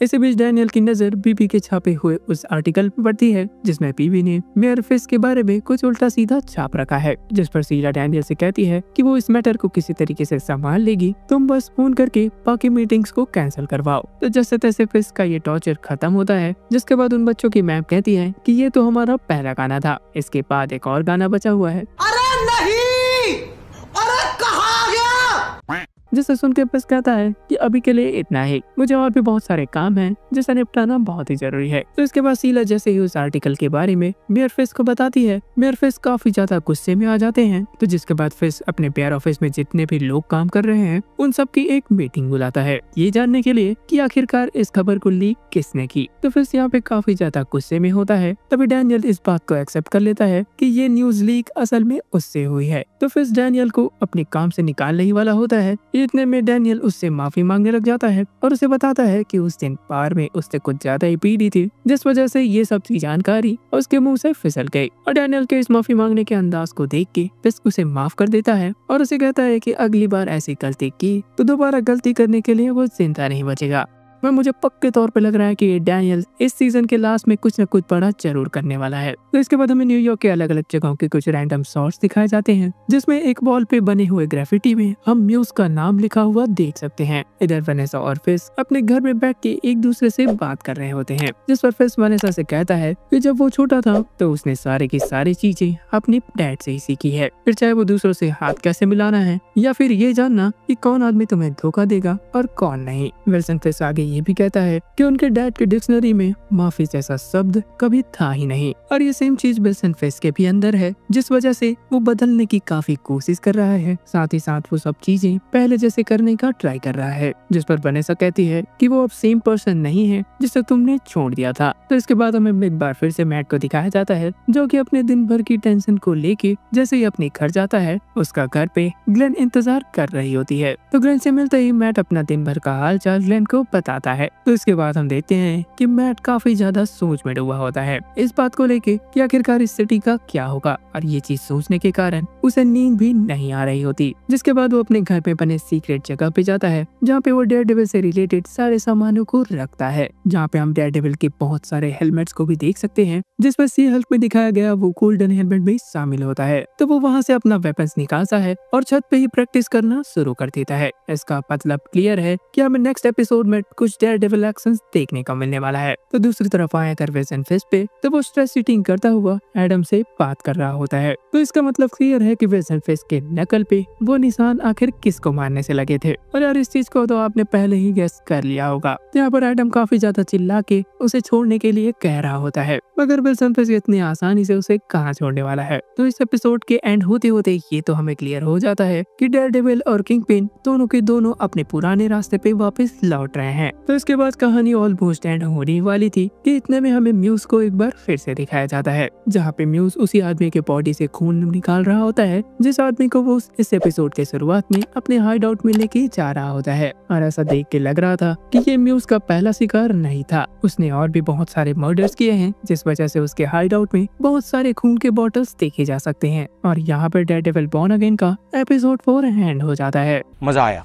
तो एपिसोड 5 की शुरुआत न्यूयॉर्क के एक बैंक से होती है, जिसका नाम था न्यूयॉर्क म्यूचुअल बैंक, जहाँ पे बहुत सारे लोग सेंट पैट्रिक्स डे के बारे में बात कर रहे होते हैं, जो कि एक आयरिश फेस्टिवल है जिसे पूरे अमेरिका में भी मनाया जाता है। तभी हम देखते हैं मैथ्यू मर्डॉक को, जो कि अपने लॉ फर्म के लोन अपॉइंटमेंट के लिए आया होता है। तब उस वक्त बैंक में बैंक मैनेजर प्रेजेंट नहीं होता, जिस वजह से assistant bank manager Yusuf Khan Matthew Murdock को अटेंड करता है। अब जिन्होंने मिस मार्वल की टीवी सीरीज नहीं देखी है, उनको मैं बता दूं कि यूसुफ खान ही वो शख्स है जो कि MCU में मिस मार्वल के डैड हैं। और यहाँ पर यूसुफ खान का रोल प्ले कर रहे हैं इंडियन एक्टर मोहन कपूर, जो कि मार्वल में अपनी एक्टिंग के साथ साथ doctor strange multiverse of madness तक डॉक्टर स्ट्रेंज के ऑफिशियल हिंदी आवाज भी रहे हैं। तभी यूसुफ पठान IPL कुछ ज्यादा ही हो रहा है। तभी यूसुफ खान को उसकी बेटी कमाला का कॉल आता है। तब यूसुफ अपनी बेटी कमाला के बारे में मैथ्यू मर्डॉक को बताने लगता है कि वो अपने दोस्तों के साथ सैन फ्रांसिस्को घूमने गई है। वो मैट के पूछने पर ये भी बताता है कि वो जर्सी सिटी से बिलोंग करता है, जहाँ पे जेसिका खुद का सुपर हीरो है, जिसे वो लोग मिस मार्वल कहते हैं। जिस पर मैट का कहना होता है कि उसने सुपर हीरो के बारे में कभी नहीं सुना। तब यूसुफ उसे मिस मार्वल का एक मिनिएचर दिखाता है। एनीवे, इसके बाद यूसुफ खान सीधे पॉइंट पे आता है और मैथ्यू मर्डॉक से कहता है कि आपकी लॉ फर्म बहुत ही अच्छी तरीके से काम कर रही है और उसे वाकई में अपग्रेड की बहुत ही ज्यादा जरूरत है, मगर आपके ऊपर पहले से ही कई लोन चल रहे हैं। इसके साथ ही आप ऐसे क्लाइंट्स के केसेस ले रहे हैं जो कि आपके फीस तक नहीं भर सकते। आप वाकई में एक बहुत ही अच्छे डिफेंस अटॉर्नी हैं, मगर आपका लॉ फर्म न्यूयॉर्क म्यूचुअल के लोन रिक्वायरमेंट्स को पूरा नहीं करता, जिस वजह से हमारा बैंक आपको लोन नहीं दे पाएगा। और यहीं पर हम यूसुफ की बेटी कमाला और यूसुफ की वाइफ की भी फोटो इस टेबल पे देख सकते हैं। जिसके बाद मैट उस बैंक से निकल के अपने लॉ फर्म की तरफ जा रहा होता है। जिसके बाद हमें लुका के बहुत सारे आदमियों को दिखाया जाता है, जो कि एक गाड़ी में बैठ के सीधे बैंक के सामने उतरते हैं। यहाँ पर उनका मेन प्लान होता है कि किसी तरीके से इस बैंक से $18 लाख लूटना, ताकि उन पैसों का यूज करके लुका अपना फाइन दे सके। तो लुका के सारे आदमी बैंक के अंदर जाके बैंक लूटने का काम शुरू कर देते हैं। सबसे पहले वो बैंक के CCTV कैमरास को बंद करते हैं। इसके साथ ही वहाँ का नेटवर्क भी जाम कर देते हैं, जिस कारण से यूसुफ हेल्प के लिए कॉल नहीं कर पाता। इधर मैट फोन में बात करता हुआ सड़क से जा रहा होता है। तभी उसे अपनी स्पेशल हियरिंग की मदद से बैंक में किसी आदमी के चीखने की आवाज आती है। तो इतना सुनते ही मैट सीधे 911 को कॉल करता है और सीधे सीधे बैंक के अंदर चला जाता है। मैट के अंदर आने के बाद लुका के आदमी उसे भी बाकी लोगों के साथ बैठा देते हैं। तभी उन आदमियों में से एक आदमी कैप्चर हुए सारे लोगों से कहता है कि तुम्हें यहाँ पे चुपचाप बैठना होगा और अगर जिसे भी मरना है वो सामने आ जाए। जिस पर मैट उसे जवाब देता है कि अगर तुमने यहाँ पे किसी भी को मारा तो ये डकैती के केस से हट के सीधे मर्डर का केस बन जाएगा, जिस वजह से तुम सबको कम से कम 25 साल की सजा होगी। इतना सुनते ही उस आदमी का दिमाग सनक जाता है और वो अपने आदमियों से मैट को मारने के लिए कहता है। जिसके बाद वो लोग बैंक के मैनेजर के बारे में पूछने लग जाते हैं, मगर बैंक का मैनेजर वहाँ पे नहीं होता और तभी वहाँ पे पुलिस भी पहुँच जाती है जो कि उस बैंक को चारों तरफ से घेर लेती है। जिसके बाद लुका के आदमी सीधे यूसुफ से पूछताछ करने लगते हैं कि इस बैंक का मैनेजर कहाँ है, जिस पर वो बताता है कि बैंक का मैनेजर आज किसी काम की वजह से बैंक लेट से आएगा। जिस पर उन लोगों का कहना होता है कि क्योंकि तुम असिस्टेंट मैनेजर हो इस वजह से इस बैंक का लॉकर अब तुम खोलोगे। तो उस समय यूसुफ काफी डरा हुआ होता है जिस वजह से उन्हें वो हाँ कह देता है। जिस पर मैट यूसुफ का हालत देख के समझ जाता है कि सच में यूसुफ को उस लॉकर को खोलने का कोई आइडिया नहीं। अब क्योंकि उन आदमियों का प्लान था कि यूसुफ को नीचे ले जाके लॉकर खुलवाने का, तो मैट यूसुफ से कहता है कि उन आदमियों को आपको किसी तरीके से बहुत देर तक उलझाए रखना है। जिसके बाद वो आदमी नोटिस करते हैं कि वहाँ पे स्वॉट की भी टीम पहुंच चुकी है। तब वो डिसाइड करते हैं कि वो प्लान बी में शिफ्ट होंगे। जिसके बाद बाहर मौजूद पुलिस वालों में से डिटेक्टिव एंजी किम नेगोशिएटर के तौर पे काम करना शुरू करती है। जिस पर ऑफिसर रॉड्रिगेज बताता है कि अंदर 20 से भी ज्यादा सिविलियन मौजूद हैं। इसके साथ ही वहाँ के कम्युनिकेशन लाइन पूरी तरीके से ठप हो गई है और पुलिस ने इस बैंक को चारों तरफ से घेर लिया है। तभी वहाँ पे मौजूद उन ऑफिसर में से एक ऑफिसर के पास कॉल आता है। जिसके बाद डिटेक्टिव किम अपने नेगोशिएशन के काम में लग जाती है। तो इनकी पहली डिमांड होती है कि इन्हें 3 आर्मर्ड APVs चाहिए यहाँ से बाहर निकलने के लिए। तो यहाँ पर डिटेक्टिव किम का कहना होता है कि इन्हें भरोसा दिलाने के लिए पहले तुम्हें 2 आदमियों को छोड़ना होगा। तब वो आदमी वहाँ पे मौजूद मैट और एक लड़की को वहाँ से छोड़ने का फैसला करते हैं, मगर मैट उनसे कहता है कि उसके बदले उस लड़की के फियांसे को जाने दे। जिस पर शुरू में तो वो आदमी आनाकानी करते हैं, मगर एट द एंड वो मैट की बात को मान जाते हैं। इधर उन आदमियों में से एक आदमी यूसुफ खान को भी ले जाते हैं बैंक के लॉकर को खोलने के लिए। इधर बैंक में फंसे बहुत सारे आदमियों में से एक बूढ़ा आदमी कह रहा होता है कि इन्हें इस बैंक में कुछ भी नहीं मिलने वाला, आखिरकार इस बैंक में केवल सेफ की डिपॉजिट ही रखे जाते हैं। तो इसे सुन के वहाँ पे मौजूद एक लड़की कहती है कि वो शायद यहाँ पे डायमंड के लिए आए होंगे। इसको बहुत पता है इनके प्लान के बारे में। तो इसके बाद मैट अपने काम में लग जाता है। वो उन आदमियों से कहता है कि उसे वॉशरूम जाना है, जिस पर वो आदमी भी एक झटके में मान जाते हैं उसे वॉशरूम ले जाने के लिए। तभी मैट सही मौका देख के उस आदमी पे अटैक करके उसे बेहोश कर देता है। इसके साथ ही वो यूसुफ की आवाज भी सुन पा रहा था जिसे बंदूक के सामने रख के उससे लॉकर खुलवाया जा रहा होता है, मगर वो आदमी समझ जाता है कि यूसुफ उसे घुमा रहा है और उसे असल में लॉकर का पिन नहीं पता। जिसके बाद वो गनमैन जैसे यूसुफ को मारने ही वाला होता है, इतने में मैट वहाँ पे पहुंच जाता है और उस आदमी को भी निपटा देता है। तो अब मैट को पता था कि अगर ये लोग खाली हाथ हॉल में जाएंगे तो वो आदमी वहाँ पे मौजूद सारे लोगों को मार देंगे, जिस वजह से अब इन्हें लॉकर को खोल के उसमें से पैसे निकालने थे। तब मैट अपनी सुपर हियरिंग की मदद से वो लॉकर खोलने के काम में लग जाता है और मैट को उस लॉकर को खोलने में हार्डली 5 मिनट लगते हैं। जिसके बाद वो दोनों जैसे ही लॉकर के अंदर जाते हैं वहाँ पे बहुत सारे डिपॉजिट लॉकर्स रखे होते हैं और जिसे खोलने के लिए एक तो ओनर और दूसरा बैंक मैनेजर के ई की जरूरत होती है। जिसके बाद मैट उस ढेर हुए आदमी की तलाशी लेता है जिसके जेब से उन्हें एक चाबी तो मिल जाती है। जिसके बाद उस चाबी में लिखे हुए नंबर की मदद से एक लॉकर को खोल लेते हैं और उस लॉकर में इन्हें एक ज्वेलरी पाउच के अंदर एक रेयर डायमंड मिलता है। इधर इन आदमियों का लीडर डिटेक्टिव किम को उन आर्मर्ड गाड़ियों के लिए मात्र 30 मिनट का वक्त देता है। अगर वो 30 मिनट में ऐसा नहीं करती तो एक एक करके अंदर मौजूद लोगों की जान जाने वाली है। जिसे सुनकर अब स्वाट टीम ने अंदर जाने का फैसला कर लिया था और वो अब किसी भी वक्त बैंक के अंदर घुस सकते थे। तो ये सुपर मैट जैसे ही ऊपर आते हैं वो उन आदमियों के लीडर से कहता है कि तुम्हें इन आदमियों को जल्द ही छोड़ना होगा। तुम जिस लेडी से बात कर रहे थे उससे तुम्हारी बात बहुत देर पहले हुई थी, जिस वजह से अब स्वाट टीम यहाँ पे किसी भी वक्त एंटर करती ही होगी। तो तुम्हें इन्हें छोड़कर अपने नेक्स्ट प्लान के बारे में सोचना चाहिए। मैट आगे ये भी कहता है कि मुझे पता है तुम सब यहाँ पे किसी को मारने नहीं आए हो, असल में यहाँ पे एक डायमंड लेने आए हो। इसके साथ ही वो उस डायमंड को पाउच में भरकर उस आदमी की तरफ तब फेंकता है जब स्वाट टीम ऑलमोस्ट एंटर करती है। जिसके बाद वहाँ पे भगदड़ वाला सीन क्रिएट हो जाता है और बहुत सारे आदमियों को पकड़ लिया जाता है। तो इस मौके को देख के उनका लीडर पुलिस वालों के गेटअप में आ जाता है और वहाँ से चुपचाप कल्टी मार लेता है, मगर कल्टी मारने से पहले वो उस डायमंड को इस मोहतरमा के हवाले कर देता है। तो ये थी असली इम्पोस्टर, लेकिन अपना मैट पहले से ही ये सारी चीजें सेंस कर लेता है और उस नकली पुलिस वाले के पीछे चला जाता है और उससे सामने होते ही उसकी कस के कुटाई करता है। इतना ही नहीं, फाइट के लास्ट में मैट उसके पैर में जंप करके उसके पैर को इस तरीके से तोड़ देता है जैसे हम पेड़ से सड़ी हुई टहनियां तोड़ा करते थे। तो जिसके बाद अगर इन मोहतरमा पे आए तो ये मोहतरमा जैसे ही अपना ज्वेलरी पाउच खोल के डायमंड को चेक करती है तो इसे पता चलता है कि असल में उसमें डायमंड नहीं बल्कि यूसुफ खान वाली टॉफी थी। ये टीम के मैट ने वो डायमंड कभी उस आदमी को दी ही नहीं। जिसके बाद मैट एक बार फिर से यूसुफ से मिलने जाता है और यूसुफ उसे बताता है कि पुलिस ने उसे बताया कि डायमंड किसी के पास भी नहीं मिला। तो यूसुफ आगे कहता है कि अगर तुम एक बार फिर से अपने लॉ फर्म के लिए लोन की बात करने आए हो तो हमारा बैंक आपको लोन नहीं दे सकता। जवाब में मैट कहता है कि मैं तो बस आपका हालचाल जानने आया था। इसके बाद यूसुफ अपने घर में डिनर के लिए मैट को इनवाइट करता है, जिस पर मैट एक शर्त पे आने के लिए रेडी होता है, जिसमें यूसुफ को पूरा का पूरा जर्सी मैट को घुमाना होगा। जिसके बाद मैट जाते जाते यूसुफ से कहता है कि चलिए आपके टेबल पे रखी एक कैंडी खा ही लेते हैं। और तब जाके यूसुफ की नजर उस कैंडी से भरे बोल में जाती है जहाँ पे वो डायमंड रखा होता है। तो इसका मतलब क्लियर है कि डायमंड कभी बैंक से बाहर गया ही नहीं। और यहाँ पे डेयरडेविल बॉर्न अगेन का एपिसोड 5 एंड हो जाता है। तो डेयरडेविल बॉर्न अगेन एपिसोड 6 की शुरुआत बीबी यूरिक की रिपोर्टिंग से होती है, जिसमें वो न्यूयॉर्क के लोगों से पूछ रही होती है न्यूयॉर्क सिटी के लॉ एंड ऑर्डर के बारे में, जिस पर ज्यादातर लोगों का आंसर होता है कि उन्हें पुलिस वालों पे बिल्कुल भी भरोसा नहीं। तो इसके बाद हमें एक वर्कर को दिखाया जाता है जो कि एक्सीडेंटली अपना काम करते हुए किसी की लाश को ढूंढ लेता है,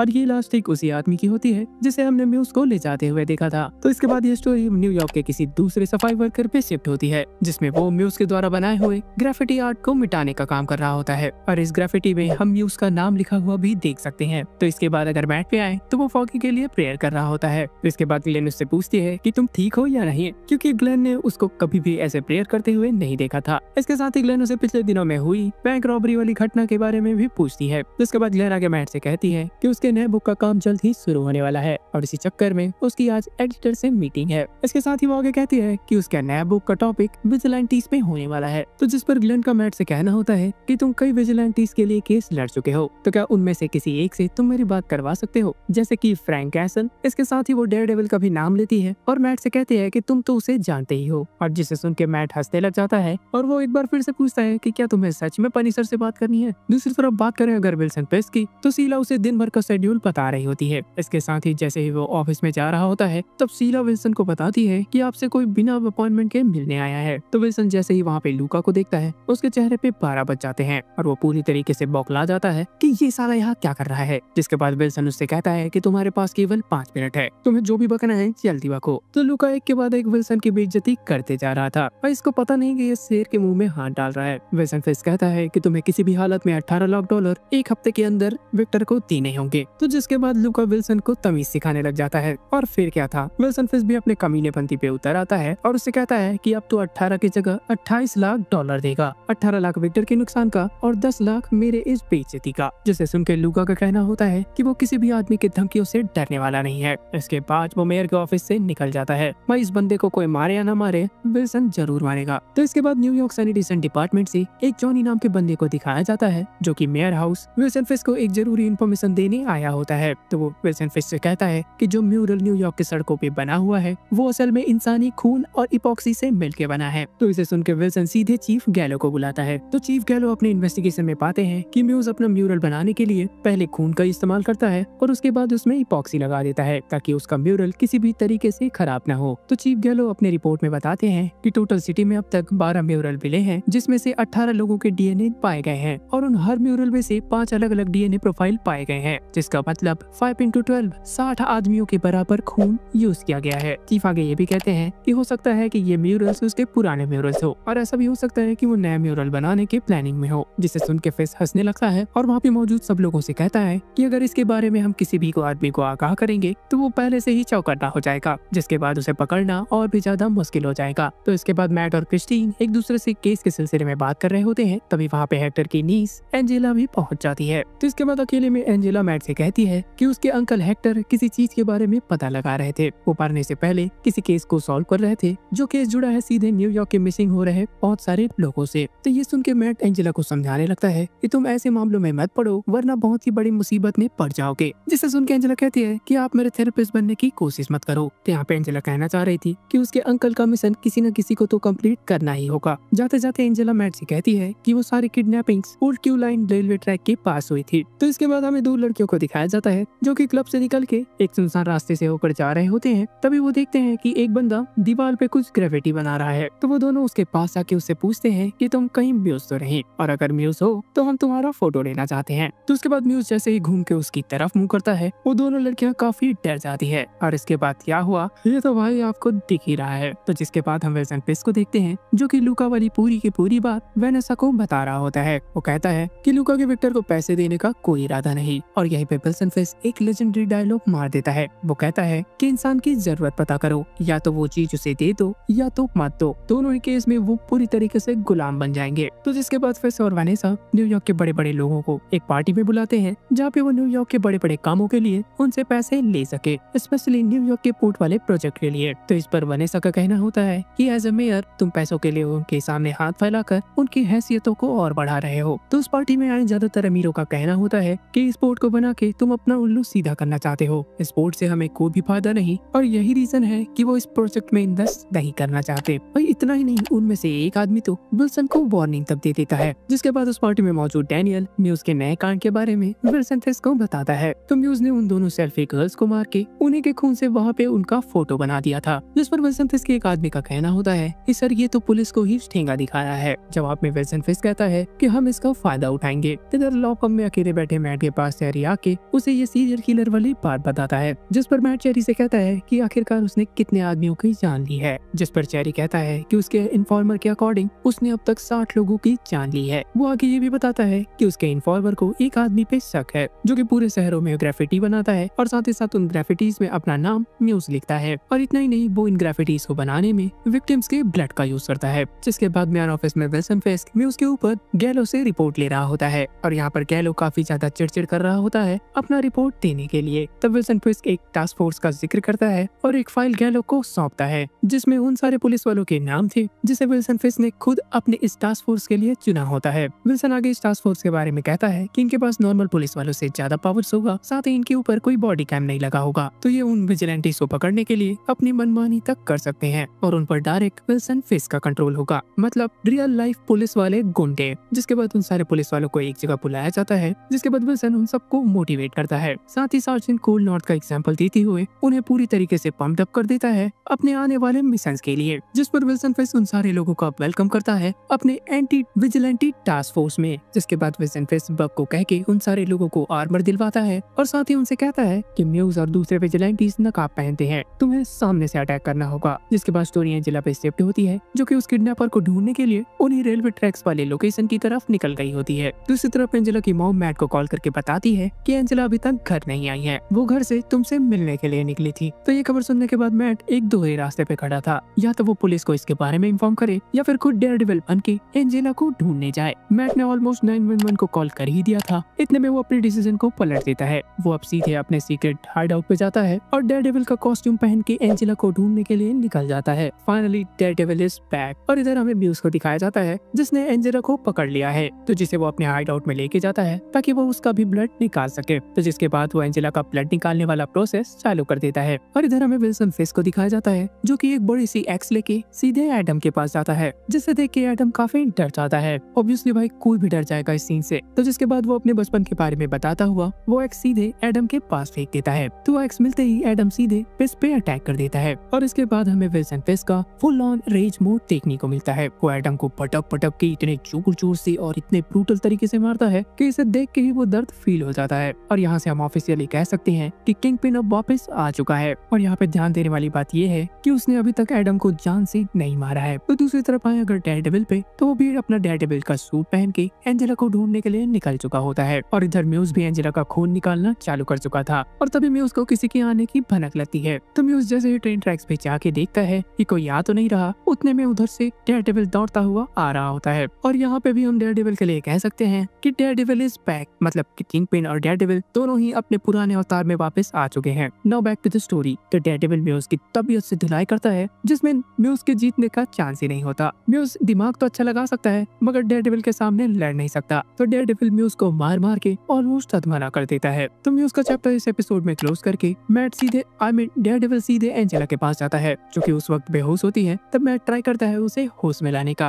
और यहाँ पे एंजेला भी डेयरडेविल को देख के काफी शॉक होती है। और यहाँ पे एंड हो जाता है डेयरडेविल बोर्न अगेन का एपिसोड 6। तो गाइस आई होप आपको ये वीडियो पसंद आया होगा और अगर पसंद आया तो हमारे चैनल को सब्सक्राइब करें और इस वीडियो को लाइक करें। मैं जल्दी आपके लिए और भी ऐसे वीडियोस लाते रहूंगा, तो जिसे आप मिस नहीं करना चाहते तो हमारे इस चैनल को सब्सक्राइब करने के साथ साथ वो बेल आइकन भी दबाना ना भूलना, जिससे मेरे वीडियोस की नोटिफिकेशन सबसे पहले पहुंचे आप तक। तो ऐसे मैंने और भी बहुत सारे वीडियोस बना के रखे हैं जिसका लिंक आपको डिस्क्रिप्शन बॉक्स में मिल जाएगा। तो एपिसोड 7 की शुरुआत विल्सन फिस्क के मेयर ऑफिस से होती है जहाँ पे वो बक और डैनियल से पूछ रहा होता है कि तुम्हें इस बिल्डिंग के खिड़की से क्या नजर आता है, जिस पर बक कहता है कोटर्स और डैनियल कहता है स्टारबक्स। जिसके बाद बक विल्सन फिश से पूछता है कि सर आपको क्या दिखता है, जिस पर विल्सन फिश का जवाब होता है कि मुझे इस खिड़की के बाहर खौफ दिखता है। तो विल्सन फिश ऐसा इसलिए कह रहा होता है क्योंकि वो म्यूज वाले केस के ऊपर अभी तक कोई भी लीड नहीं जुटा पाया था। तभी डैनियल उसे बताता है कि अभी अभी हमारे पास एक न्यूज आई है जिसके अकॉर्डिंग कल देर रात एक चर्च में एंजेला डेल टोरो नाम की लड़की को छोड़ा गया। इसके साथ ही उसने बताया कि वो म्यूज से बच के आ रही है। इसके साथ ही उसका काफी ज्यादा खून बह चुका था, मगर बेहोश होने से पहले उस लड़की ने म्यूज का अड्डा पुलिस वालों को बता दिया। जिस पर विल्सन फिश कहता है कि आखिरकार वो जिंदा कैसे बची। तब बक उससे कहता है कि उसे एक विजिलेंटी ने बचाया जिसका नाम डेयरडेविल है। तो विल्सन फिश जैसे डेयरडेविल का नाम सुनता है वो काफी ज्यादा गुस्से में आ जाता है। अब उसे पता चल चुका था कि डेयरडेविल सिटी में वापस लौट आया है और यही चीज विल्सन फिश बिल्कुल नहीं चाहता था। तो जिसके बाद अगर मैथ्यू मर्डॉक पे आए, ओह गलत टाइम में आ गए, थोड़ी देर बाद आते हैं मैट भाई।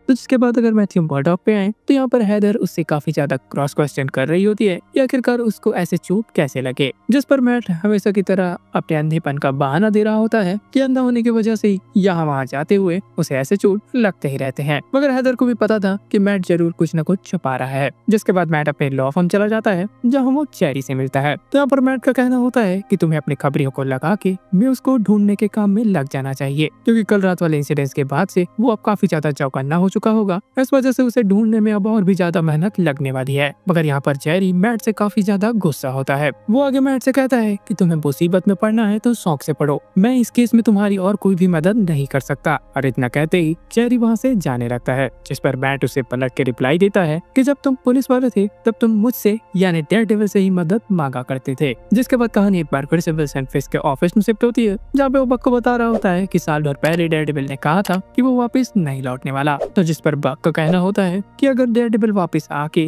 म्यूज के पीछे लगा है तो जिसके बाद म्यूज अगर पकड़ा जाता है तो ये तो शहर के लिए ही अच्छा होगा। जिस पर विल्सन फिश बताता है कि वो डेविल का सूट पहने हुए विजिलेंटी केवल चीजें तबाह करना जानता है। उसने मेरे 15 साल के बिजनेस को खाक में मिला दिया, मुझे गलत तरीके से जेल भेज के। इसके साथ ही उसने बहुत सारे लोगों को जो कि मेरे बिजनेस में शामिल थे उन्हें भी मार डाला। वो विजिलेंटी डेयरडेविल जिसकी अच्छाई काफी बेरहम है और वो खुद को इस शहर का मसीहा समझता है। यहाँ पर बक विल्सन को याद दिलाता है कि सर आपने सब कुछ भुला दिया है और अब आप एक मेयर हैं। जिस पर विल्सन फिश कहता है कि हाँ मैं जानता हूँ और अब मेरे पास पावर है जिसमें पुलिस वाले, इस शहर का गवर्नमेंट सब शामिल है। तो ये सुन के बक विल्सन को वार्न करता है तो सर अगर आप गवर्नमेंट की पावर का बदला लेने के लिए यूज करेंगे तो लोग आप पर उंगली उठाना शुरू कर देंगे और ये चीज आपके पॉलिटिकल करियर के लिए बिल्कुल भी अच्छा नहीं है। इधर हमें देखने को मिलता है कि मैट सीधे एंजेला से मिलने हॉस्पिटल पहुंच गया है और जहाँ पे एंजेला उसे बताती है कि उसका शक काफी सही निकला। इसके साथ ही हेक्टर अंकल एकदम सही थे और उसे ये जान के अच्छा लगा कि डेयरडेविल ने म्यूज को काफी अच्छी तरीके से सबक सिखाया। जैसे कि मैट को तो इसके बारे में कुछ पता ही नहीं था। मैट असल में एंजेला से और भी कुछ जानकारी लेने आया था ट्रैक 61 और म्यूज के आंटी के बारे में। तो बहुत सोचने के बाद एंजेला मैट को बताती है कि वहाँ पे बहुत सारे लोगों के पेंटिंग्स बने हुए थे और जिसे देख के ऐसा लग रहा था कि म्यूज इनके पीछे जाने वाला है। और जिसके बाद ये स्टोरी हैदर ग्लेन के ऊपर शिफ्ट होती है जिससे मिलने के लिए एक लड़का आया था जिसे हमने डेयरडेविल के शुरुआती एपिसोड्स में देख ही रखा है और जिसका नाम बेस्टियन कूपर है, जो कि हैदर से अपनी काउंसलिंग के सिलसिले में मिलने आया होता है। और जैसे कि सब लोगों ने पहले ही गेस कर लिया था कि ये लड़का ही म्यूज है। तो काउंसलिंग के दौरान वो हैदर को बताता है कि उसके फैमिली से उसे बहुत ही ज्यादा प्रेशर मिला एक एथलीट बनने के लिए, मगर उसे ये सब चीजें बिल्कुल नहीं पसंद थी और वो एक आर्टिस्ट बनना चाहता था और उसने अपना ये सपना हैदर ग्लेन की वजह से ही अचीव कर लिया है। हैदर कुछ समझ नहीं आता कि आखिरकार ये कहना क्या चाहता है। बेस्टियन आगे कहता है कि वो अंदर से काफी ज्यादा बंधा हुआ महसूस कर रहा था, लेकिन आपके बुक्स को पढ़ने के बाद मेरे अंदर का कलाकार पूरी तरीके से बाहर निकल चुका है। जिसके बाद हैदर उसे बताती है कि तुम्हारी नाक से खून निकल रहा है। तब बेस्टियन उस खून को अपने उंगली पे लेकर पास के ही कागज में ड्राइंग बनाने लगता है। अब इतना सुनने के बाद हैदर को पता चल चुका था कि वो बहुत बड़ी मुसीबत में फंस चुकी है और वो इस बात पे भी पूरी तरीके से श्योर हो चुकी थी कि बेस्टियन ही म्यूज है। जिसके बाद ग्लेन वहाँ से भागने की कोशिश करती है, मगर म्यूज उसे दीवार पे धक्का देके बेहोश कर देता है। यहाँ पर जब इन दोनों का काउंसलिंग चल रहा होता है तभी उधर डिटेक्टिव एंजी किम अपना रिपोर्ट विल्सन फिश को सौंप रही होती है। तो उस रिपोर्ट के अकॉर्डिंग इन्हें म्यूज के अड्डे से एक छोटा सा कैनवास का टुकड़ा मिला था और वो कैनवास असल में बहुत ही ज्यादा रेयर था, जिस वजह से वो पूरे शहर में केवल कुछ ही जगहों पे मिलता था और उस कुछ चुनिंदा स्टोर्स में से टोटल 12 लोगों ने ये कैनवास खरीदा है, जिसमें से 11 लोगों से तो इनकी बात हो चुकी है, मगर एक बंदा अभी भी इनके पहुंच से बाहर है। और जब उसका बैकग्राउंड निकाला गया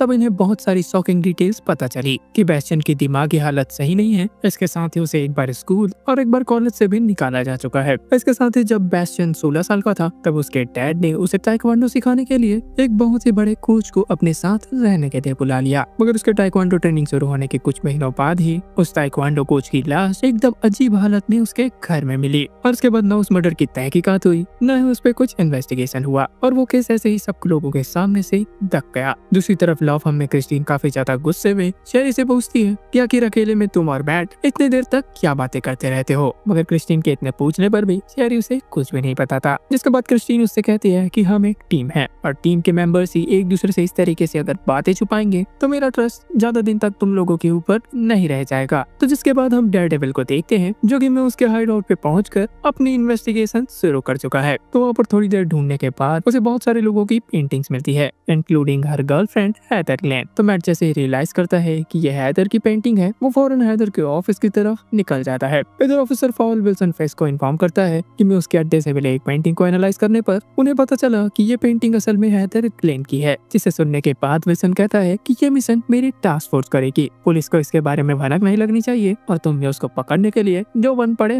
वो कर सकते हो। इधर म्यूज अपने हमेशा की तरह प्लान को एग्जीक्यूट करने के लिए हैदर ग्लेन के हाथों में कट लगा दिया होता है। जिसके बाद हैदर म्यूज से कहती है कि तुम्हें मुझसे बात करने के लिए एक मास्क की जरूरत पड़ रही है, तुम सब मास्क पहनने वाले आदमी सच में बुज़दिल होते हो। और ये सुन के म्यूज को काफी ज्यादा गुस्सा आता है। जिसके बाद उन दोनों के बीच एक हाथापाई वाला सीन क्रिएट हो जाता है। मगर तभी म्यूज रियलाइज करता है कि वहाँ पे पुलिस पहुंच चुकी है, जिस वजह से वो जैसे ही हैदर को मारने ही वाला होता है खिड़की तोड़ के डेयरडेविल वहाँ पे पहुंच जाता है। जिसमें एक बार फिर से म्यूज डेयरडेविल को बिल्कुल भी टक्कर नहीं दे पाता और उनकी फाइट चल ही रही होती है कि इतने में म्यूज के ही गन को पकड़ के हैदर उस पे 3-4 राउंड फायर कर देती है, जिससे म्यूज तो वहीं पे ढेर हो जाता है और हैदर की हालत भी यहाँ पे काफी ज्यादा पतली हो जाती है। दूसरी तरफ anti vigilante task force Heather के ऑफिस की तरफ पहुंच रहे होते हैं और मैट ने भी उन्हें दूर से ही सेंस कर लिया होता है, जिस वजह से अब मैट को पता था कि यहाँ रुकूंगा तो पेला जाऊंगा, जिस वजह से वहाँ से वो कल्टी मार लेता है। और एंटी विजिलेंटी टास्क फोर्स जैसे ही वहाँ आती है उन्हें वहाँ पे म्यूज की लाश और हैदर ग्लेन इंजर्ड हुई मिलती है। जिसके बाद मौके पे विल्सन फेस भी वहाँ पहुंच जाता है। तब एंटी विजिलेंटी टास्क फोर्स के लीडर उसे बताते हैं कि यहाँ पर इन दोनों के अलावा कोई और भी था और कोई और से उनका मतलब था डेयरडेविल। जिसे सुन के विल्सन फेस अपना चाल चलना शुरू करता है और वो अपने टास्क फोर्स लीडर से कहता है कि तुम्हें पता है यहाँ पे डेयरडेविल आया था,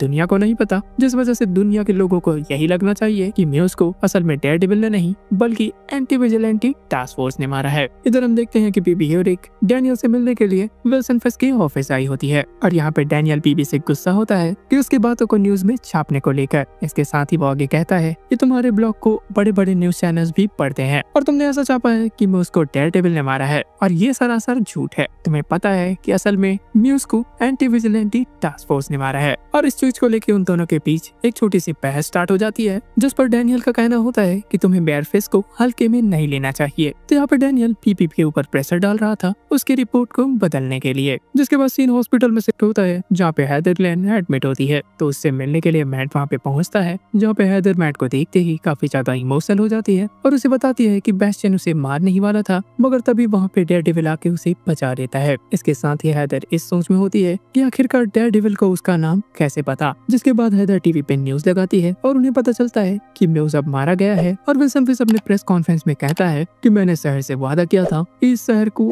मैं लोगों के लिए सेफ बना के रहूंगा और आज का ये एक्शन इसी की दिशा में पहला कदम था, जिसमें एंटी विजिलेंटी टास्क फोर्स के मेंबर्स ने म्यूज को मार गिराया। जिसके बाद कहानी वेनेसा पे शिफ्ट होती है, जिससे मिलने के लिए लूका आया होता है। तो यहाँ पे लूका वेनेसा से पूछता है कि आखिरकार विल्सन फेस को मेयर बनने की इतनी चुल क्यों थी, क्योंकि जब से वो मेयर बना है इनका बिजनेस पूरी तरीके से ठप हो चुका है। इसके साथ ही उसने मेरे ऊपर बहुत ही बड़ा फाइन भी ठोक दिया है। यहाँ पर लूका इनडायरेक्टली वेनेसा से कहना चाह रहा था कि विल्सन फेस को अब रास्ते से हटाने का टाइम आ चुका है। जिसे सुन के वेनेसा कहती है कि तुम मुझसे मदद मांग रहे हो या फिर पूछ रहे हो, जिस पर लूका कहता है कि तुम चाहे जो भी समझो। तो शाम होते ही वेनेसा लूका को टिप देती है कि विल्सन फेस 32 विदर स्ट्रीट पे आज अकेला रहने वाला है। तो लूका वेनेसा के पहले इस टिप को फॉलो करता हुआ उस लोकेशन पे पहुंच जाता है जहाँ पे विल्सन फेस मजे से अपना डिनर एंजॉय कर रहा होता है। तो उस रेस्टोरेंट में जैसे ही लूका एंटर करता है वो अपनी गन निकाल के सीधे विल्सन फेस की तरफ आगे बढ़ने लगता है। मगर तभी हमें एक ट्विस्ट देखने को मिलता है कि विल्सन फेस इस चीज के लिए पहले से तैयार था। तो लूका के विल्सन फेस के करीब आते ही थोड़ी दूर पे ही खड़ा बक उसे